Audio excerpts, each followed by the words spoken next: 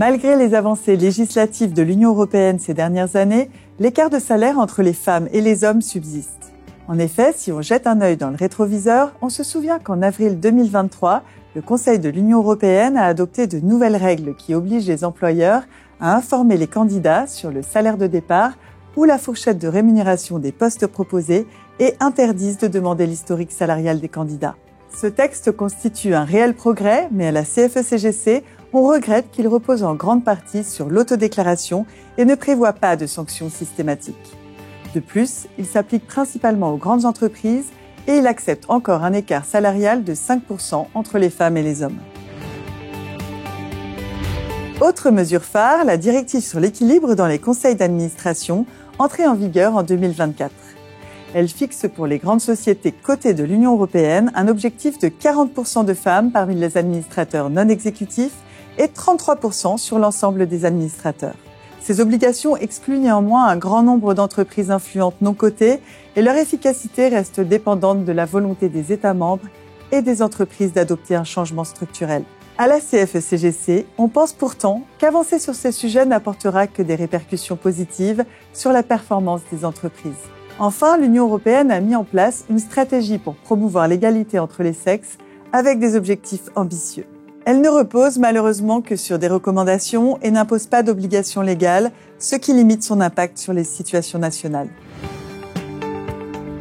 L'indice de l'égalité entre les sexes dans l'UE de 2023 est en hausse par rapport à l'année précédente.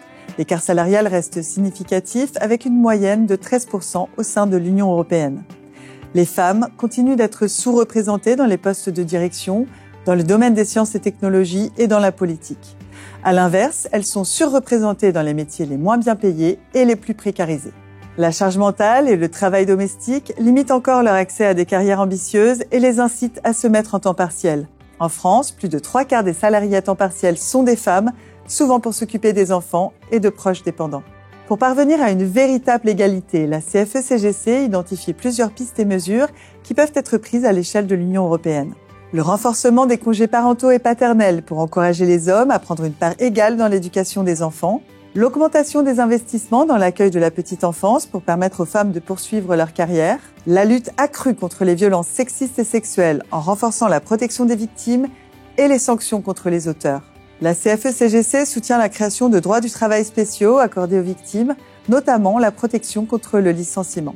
La sensibilisation et l'éducation à l'égalité dès le plus jeune âge dans les programmes scolaires. Enfin, l'encouragement à la participation des femmes en politique et dans les STEM, sciences, technologies, ingénierie et mathématiques, en mettant en place des incitations et des quotas plus ambitieux. Les progrès sont certains, mais le chemin reste long.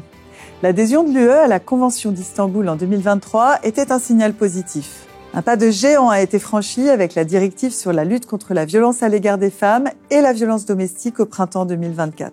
Mais la CFE-CGC déplore que la définition du viol soit sortie du texte de la directive, notamment du fait du blocage de la France aux côtés de la Hongrie d'Orban. Malgré quelques avancées, les inégalités salariales, les stéréotypes de genre et les violences faites aux femmes persistent. Il est impératif de consolider cet acquis et d'intensifier les actions qui s'attaquent aux causes de ces inégalités afin d'évoluer vers une société plus juste. Plus que jamais, la CFE-CGC est engagée sur ces combats.